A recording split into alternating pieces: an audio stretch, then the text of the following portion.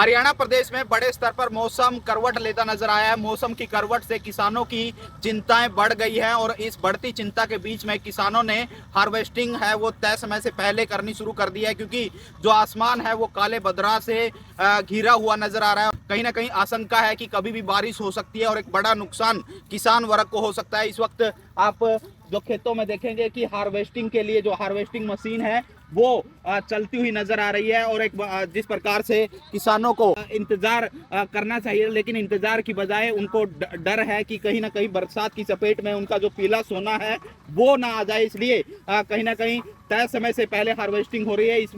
मुद्दे को लेकर हमने जब कैथल के कृषि अधिकारी से बातचीत की तो उन्होंने कहा कि तय समय से पहले किसानों जो हार्वेस्टिंग कर रहे हैं तो नमी से युक्त होकर मंडी में जाएगी और कहीं ना कहीं किसानों को इसका नुकसान होगा, लेकिन यदि वो तय समय पर करते हैं तो नुकसान की बजाय उन्हें मुनाफा होगा। तो किसानों को सलाह दी जाती है कि वो तय समय पर हार्वेस्टिंग करें। वहीं मौसम के ऊपर उन्होंने कहा कि कैथल जिले में कहीं ना कहीं हल्की बूंदाबांदी हो सकती है, लेकिन एक बड़ा मौसम परिवर्तन अभी फिलहाल नहीं होने वाला है। हमारे आईएमडी द्वारा और कृषि विश्वविद्यालय हिसार के द्वारा भी इस प्रकार की समय समय पर जैसे आपको विदित है कि मौसम संबंधित जानकारियाँ दी जा रही हैं, जिसमें जो सटीक जानकारी जो मैं कहूँगा कि 100% ही लगभग एक्यूरेट रहती है, जिसमें 13, 14, 15 तारीख को जो आंशिक बादलवाई और कहीं गरज के साथ छींटे पड़ने की या बारिश की संभावना बताई गई थी, जिससे कुछ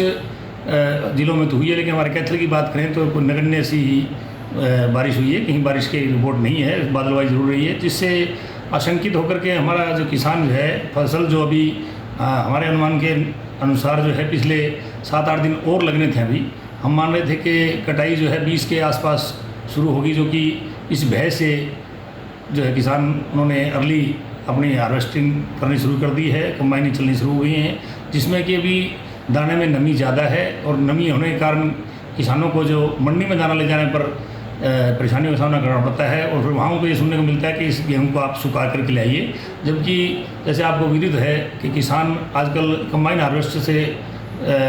मोर देन 98% जो है थ्रेसिंग करते हैं और सीधा मंडी में उत्पाद को लेके जाते हैं। फिर उनको ये समस्या का सामना करना पड़ता है कि हमारी प्रोक्योरमेंट हो नहीं रही या खरीदी की नहीं जा रही, और अधिकारी अपनी जगह कहीं ना कहीं सही होते हैं कि नमी ज़्यादा है तो उसमें वो लेने में के लिए बाध्य नहीं कर पाते किसानों को। तो इसमें किसानों से मेरा आग्रह रहेगा विभाग की तरफ से और मेरी तरफ से भी इतनी जल्दी ना करें। और यहाँ इस ज़िले की बात करूँ तो ऐसा कोई भारी